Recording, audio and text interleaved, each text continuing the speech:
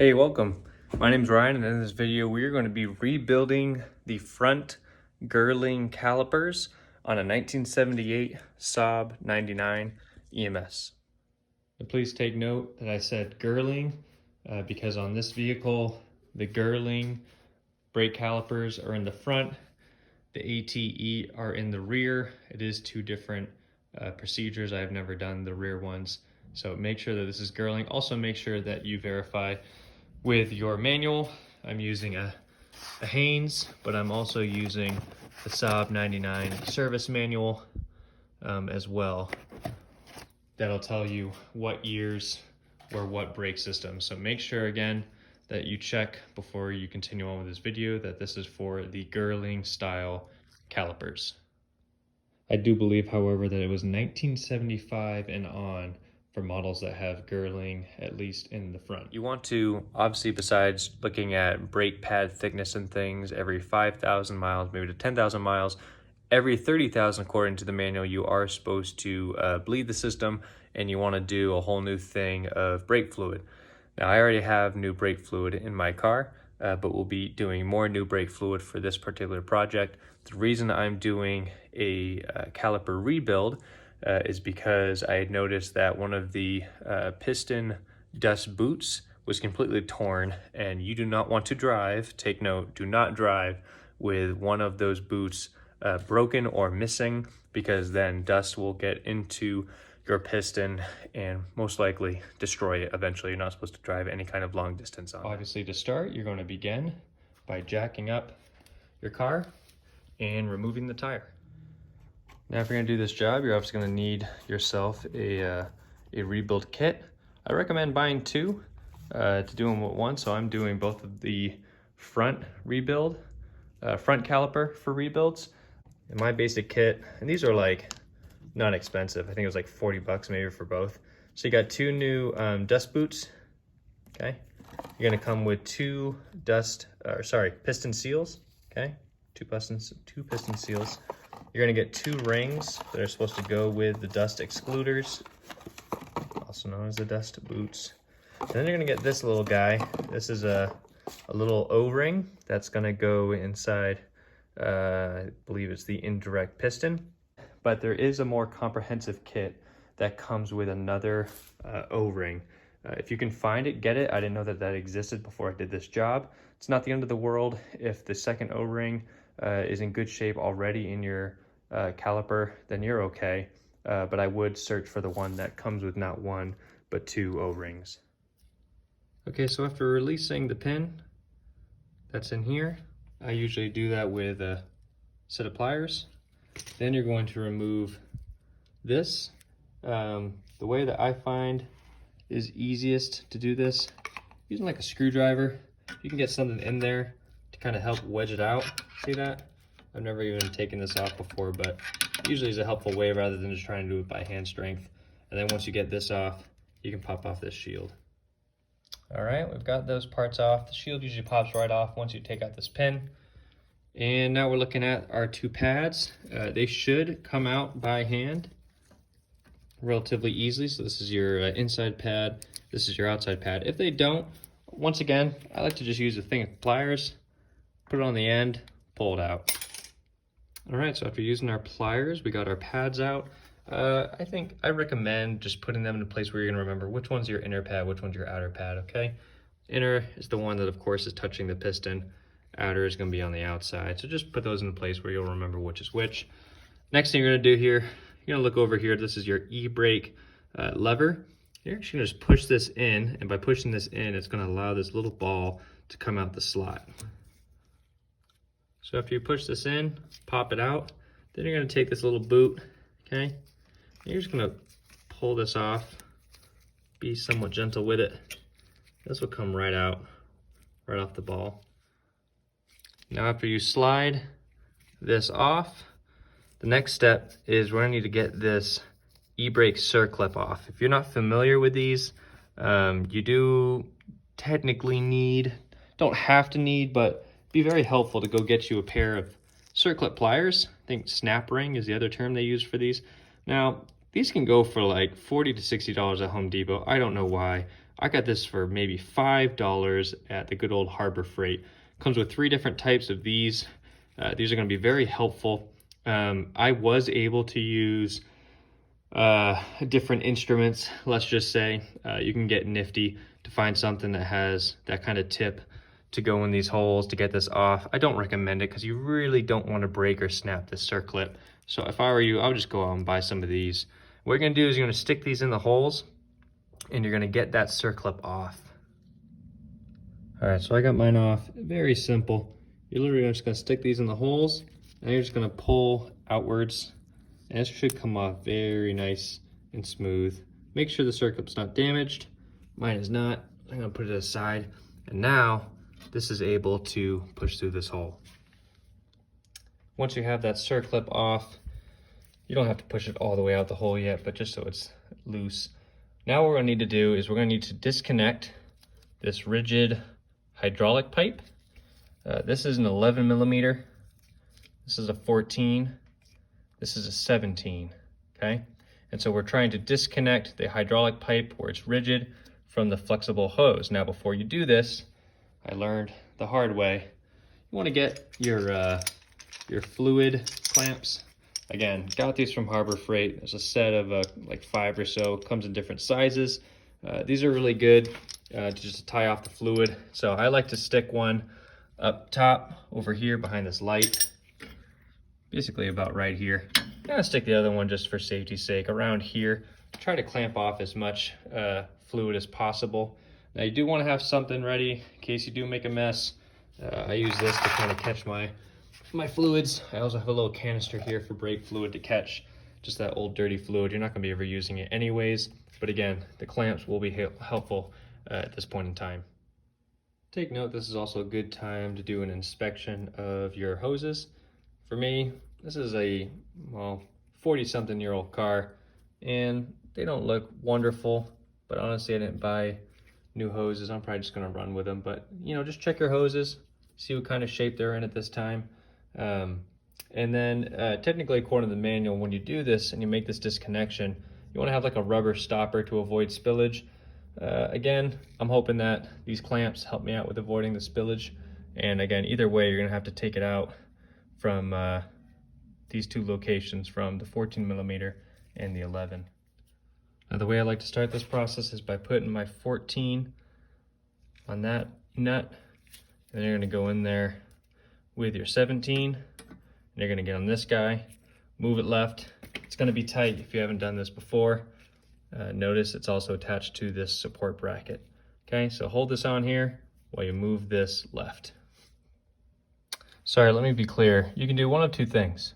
You can either take off the 10 down here, and like I said, be careful for spillage coming out of the 10, or you can take off the 14, because once you take this off and loosen it and bring it to the left, you'll see where the hydraulic pipe disconnects from the flexible hose. I'm gonna put a 14 on this and hold it backwards so that it doesn't move, while you put the other 14 on this, and you're going to go forwards and move left. All right, here's a video of what it'll look like afterwards. So if you do take the route, instead of doing the 10 millimeter, and you take off the 14, once you unscrew this all the way, here it is. Here's your rigid hydraulic pipe, ends about there. There's the part that comes from the rubber hose. Mine was dripping. I got it good, caught it with the cloth, and once I actually tightened this clamp up just a bit, it stopped dripping. So that actually worked out pretty good. Didn't work out so good on the other side, let me tell you. So here we are. Now we have the disconnected brake pipe. All right, next step is we're going to take off the 2 bolts, 19 millimeters. One is right below where you have the linkage that we just disconnected. The other one is, there it is, down here, a little bit lower. 2 19 millimeters. You're going to take those off. That's what holds the whole yoke in place. So when you take out those 2 bolts, you'll be able to take your caliper off.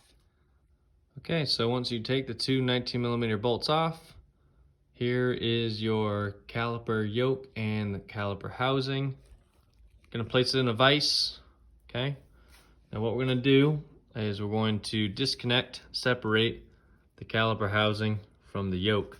You're gonna do this You're gonna take the e-brake lever here. You're gonna push this up and down and up and down, okay? And as you do that, you're gonna be able to wiggle the housing out. So the housing needs to be pushed out this way. It'll slide, or at least it should. So start by just pushing this up and down. That'll help you as you start to work your way pushing the housing off the yoke. All right, so again, as you push that lever up and down with your left hand, with your right hand, you can just start to kind of push it out from the bottom to the top. Eventually it's gonna kind of slide out like this, and you'll find that handbrake lever with this little rod inside the hole, this is eventually just going to slide out the back of this indirect piston hole. Okay, the spring is gonna come loose as well. Set those aside. You can see how this keeps this in place. And then you'll be able to just pull it right out, just like so. If yours is gonna be anything like mine, it's gonna be pretty dang dirty. So what we're gonna do before we really start to especially disassemble the caliper housing is we just wanna give this yoke some love by cleaning it up. And so you're gonna take the yoke spring, you're gonna bring this out, okay? Pull that out, set that aside. We're gonna give that some love too. In fact, take all these parts, I would say the spring, the handbrake lever, take those three parts, and then the yoke here. And here's what we're gonna do. You're gonna hit it with some brake cleaner. This is stuff I'm using today. Okay, use that from safe distance, spray it. Hit just, you can hit this whole just exterior area. You can hit this as well. And then what you're gonna do is you're gonna find yourself a nice handy nail brush. I got a smaller one, larger one. And you're gonna use these brushes to just, clean all the dirt, the grime, stuff that's been on there for a long time. And you're gonna give a nice good cleaning. Now, I'll give you some specific areas on the yoke you're really gonna wanna hit. You're gonna wanna hit where the caliper yoke is sliding. So hit that real good, hit this real good, hit this real good, and you're also gonna, I don't even, see look, I already got some like nasty built up, oh yeah, grime and gunk. You want to get inside the slot. That's a very important slot where you want the handbrake lever to sit flush in, so make sure you clean that out as well. Okay, so after you've done some cleaning of your yoke and other materials, put that aside, and now you're gonna stick the caliper housing in your vise. Now before we clean this out, I find that it's simpler just to take the whole thing apart, and then we'll clean the housing afterwards. Now, I removed the hydraulic pipe here, one, because I couldn't get that nut off earlier, and I wanted to make sure I could at least get it loose, so I took that off. Also, reason being is, what we're gonna do next is we're gonna remove the dust excluder, okay? The piston dust seal, or boot seal right here, and on the other side, okay? You're gonna remove these two. And then one way the manual would recommend then getting the pistons out. So this is your indirect piston, that is your direct piston. And usually they recommend taking like an air compressor. You're gonna put it at like the fluid inlet right here, which is where I removed the hydraulic pipe, and you would shoot air into there and it'll pop out. Now you could do that way. Last time I was successful just by using a hammer at the back of the indirect piston, pushed it out this way, whatever works for you. But yeah, you're gonna remove the dust excluder, okay, on this side and on that side. Remove those, and then either use an air compressor in the fluid inlet or a hammer, and we're going to release the pistons. Now the way I remove the dust excluder, you could use different tools, I suppose. I use something that's plastic so as not to cause too much damage, but basically you're gonna stick it in here. You're just gonna push it out. Now this was not that easy.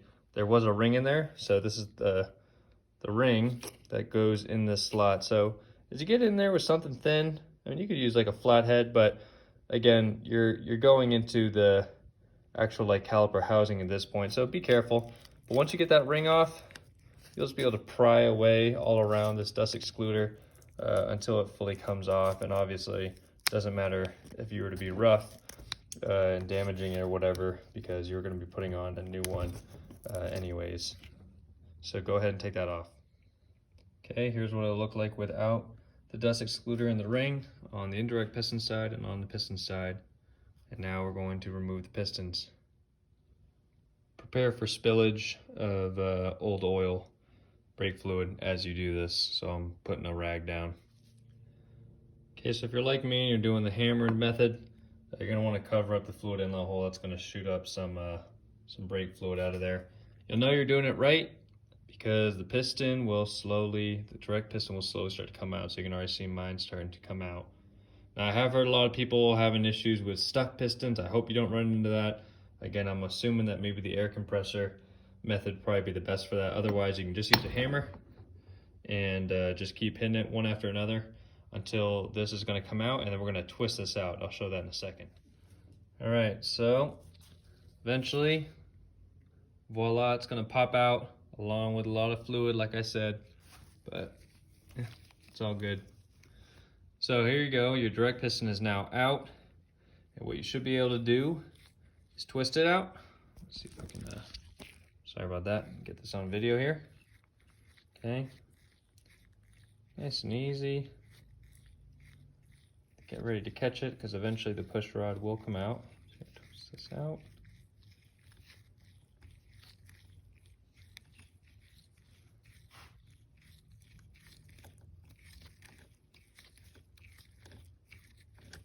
Okay, and there you have it. Here's your direct piston.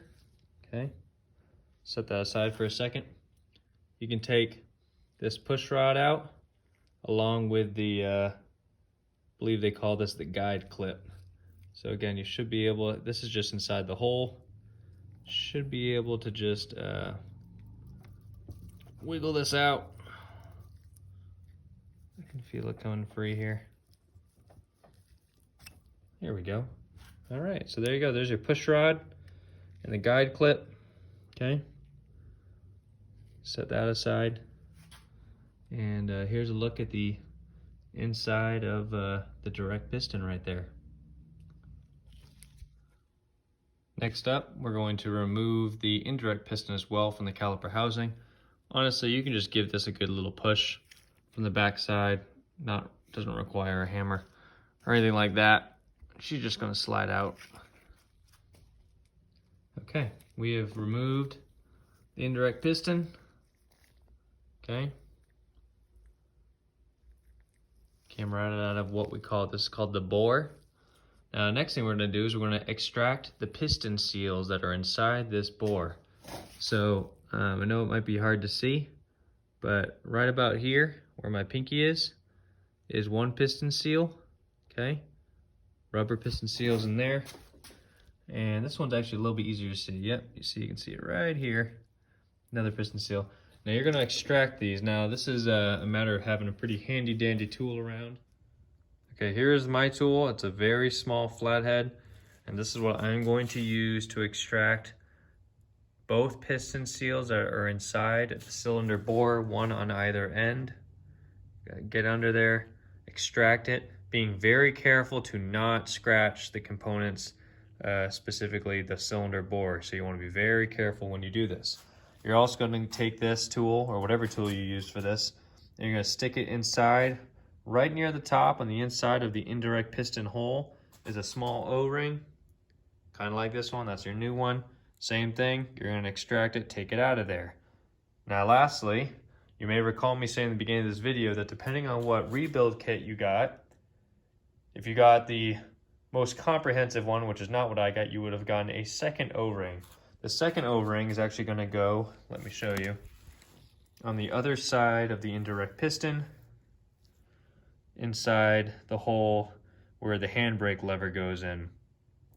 Now, you can at the very least, if you're like me and you don't have an extra O-ring for this, you could at least inspect it and make sure that it's still in good condition. Otherwise, if you're like me and you only got one, you're just going to replace the O-ring that goes inside this cup of the indirect piston. So go ahead and extract the piston seals and the O-rings. All right, once you have extracted your piston seals and your O-ring or O-rings, at this point now you can do some cleaning of the caliper housing. So again, you can use just a nail brush and get in here. Obviously mine has a lot of crud all around, so using that and maybe some brake cleaner on the outside would be good. You also want to check, just a little tip, try to just loosen the bleed nipple. You want to make sure you can loosen this and then you can tighten back up again. Not a bad idea to do that while you're at it.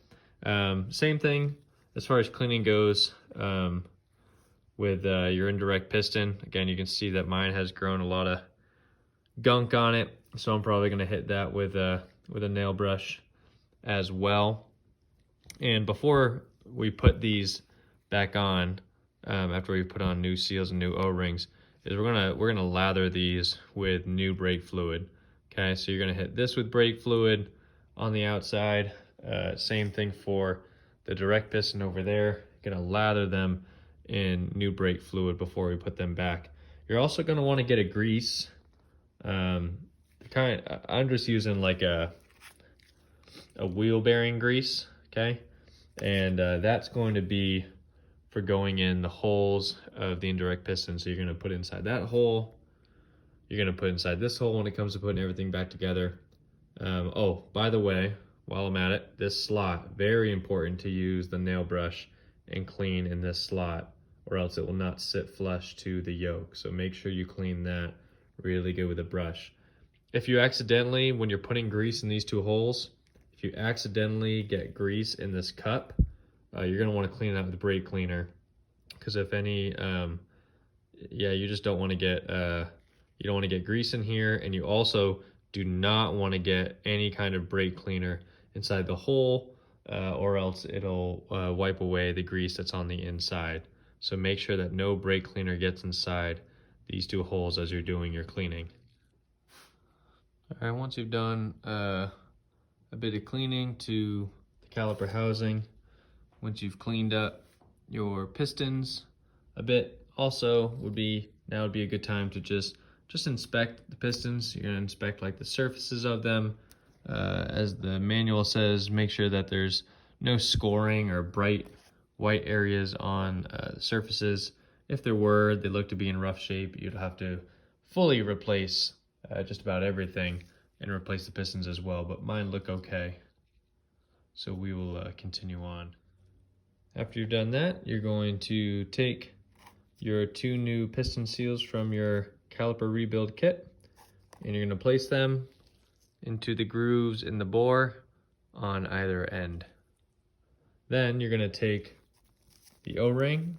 If you don't have the comprehensive kit and just have one like myself, you're going to stick that O-ring inside of the indirect piston hole using your fingers to kind of manipulate it into place. It's fairly easy. So again, before we install everything, put some grease in both holes of the indirect piston. Don't pack it full by any means, but yeah, just get some in there. Good to have. Wipe away anything that's excess that's on the surface there. Okay, you're gonna do that.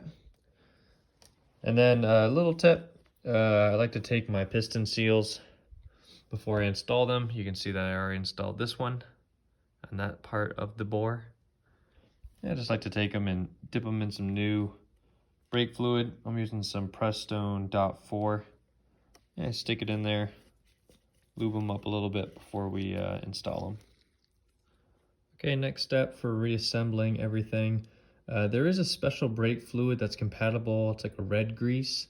But if you don't have that, you can just use clean brake fluid as a lube for the piston seals. So you're just going to take some, I just put some on my finger and just wipe the new fresh brake fluid all in the cylinder bore. It's going to help both pistons as they slide into there.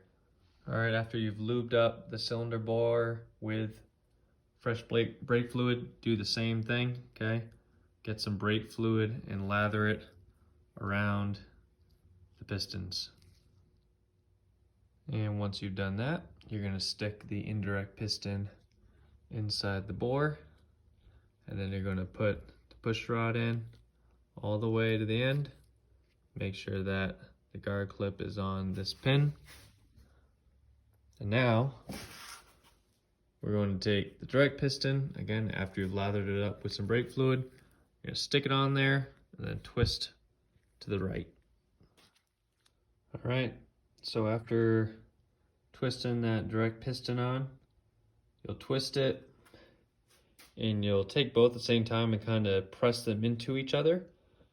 You can twist the indirect piston a little bit as well. And then what I do to really kind of bring them together is, once again, I kind of go to my hammer and hammer the direct piston a little bit in there until the very key is, and I can't stress it enough, that the groove that you see here of the indirect piston should be flush with the caliper housing. Very much here as well. The first time I did this, I did not have this flush. I put it on, the brake pads did not fit. I had to take it apart and do it all over again. So again, please make sure that the piston groove is flush with the brake housing. Very important. All right, so next step is going to be to put our new dust excluders and the ring from your new caliper rebuild kit and install them on both sides. Also, make sure that the hole on the indirect piston for the e-brake lever is on the same side as the nipple for the bleeder. The dust excluder goes over the piston very easily, and very easy to put that on flush. Then you're going to take your ring, okay? Put your ring on so that it goes in this groove to secure it in place with the ring on. And here is the after for the direct piston side with dust excluder and ring. Alright, so take out your caliper housing that's ready to go. Put the yoke back in the vise. And what we're going to do is we're now going to apply, here's what I got, some Sil Glide brake lubricant caliper slides. This is stuff that I use. You're going to take some of this and apply it generously to the slots where we're going to have metal on metal contact, where the yoke is going to be sliding, okay? So that would be up here, down here as I showed, the back, and then also, actually, I apologize. Don't put any in here. We can stick some grease in here, but keep the Sil Glide, if you're using the stuff I'm using, for these 3 spots. Likewise, hit the same spots where the caliper housing is going to be sliding on that yoke, which would be spot number 1, this back slot, and this slot. Hit all those with some of the same kind of brake lubricant. Alright, so before we put on the e-brake lever, you can do a test to make sure that yours is flush. This should be sitting all the way in the bottom, it should be all the way back towards the yoke, and of course you've got it on the other 2 ends. It's important that, again, the surface of the piston groove should be almost in line with these 2 dots. Now once you have this like this, what you're going to do is you're going to need to push this out a little bit, because now we need to put in the handbrake lever. So once you've pushed it out just a tad, you'll be able to make space to get this hole, to get this inside the hole just a bit, and then this part right here is supposed to sit in this slot, okay? So you're trying to get that in the hole, this is trying to rest in the slot, and then after that we're going to need to secure the spring. Okay, this is what it should look like when you're done completing attaching this lever, which again, you're putting the hole in the slot in the back of the indirect piston. What you do with this spring, you're going to take this this part and you're going to slip it underneath where the rod is going inside the indirect piston. Slip underneath like that, and this will be out here. You're just going to push and push. It has a hook. Here, let me see if I can. There you go. See that hook? So you're trying to get that hook into that little slot. And then once you've done that, you're almost there. Now again, you really want to make sure that the indirect piston is sitting flush. Okay, should be all the way back and sitting flush on the yoke. One way we're going to know if we did this right is now if we were to move the lever up, we should see a slight moving outwards of the piston. So let's give it a test here. Okay, so let me do the test where I'm going to push the lever up and you should see movement. Not a bunch, but hopefully just a little bit. All right, now if you can, take some more grease, put it in the back end of this slot, okay? A little bit of grease in the back end of that slot. Okay, so your last step before we go to reassemble the caliper and the yoke is we're going to check the yoke to caliper clearance. Okay, so what you're going to need is a feeler gauge. These are pretty cheap if you don't have one. And what you're going to do is you're going to make sure that the clearance between the top part of the caliper, where it slides on the top near the nipple, okay, that should be no clearance. So you shouldn't be able to fit any of your feeler gauge in there underneath that. However, on the bottom one, okay, under here, that should be between 0.006 to 0.012 inches. Also is 0.15 to 0.3 millimeters. And your feeler gauge should show both of those. Okay, and so you want to just fit that to make sure that the clearance is okay. All right, so reassemble by putting on the two bolts, 19 millimeter, one down below, one up. Remember the support bracket goes over this part. That makes sense. Don't worry about this extra bracket I have in there. Then after you do that, you're going to reinstall the hydraulic pipe, tighten the 11, tighten the 14, tighten the 17, and you should be good. If you use them, now is the time to take off your fluid clamps. Next thing, reapply your e-brake circlip. Again, using your, if you have them, snap ring pliers. All right, put the e-brake lever boot back on there if you don't have that on there already.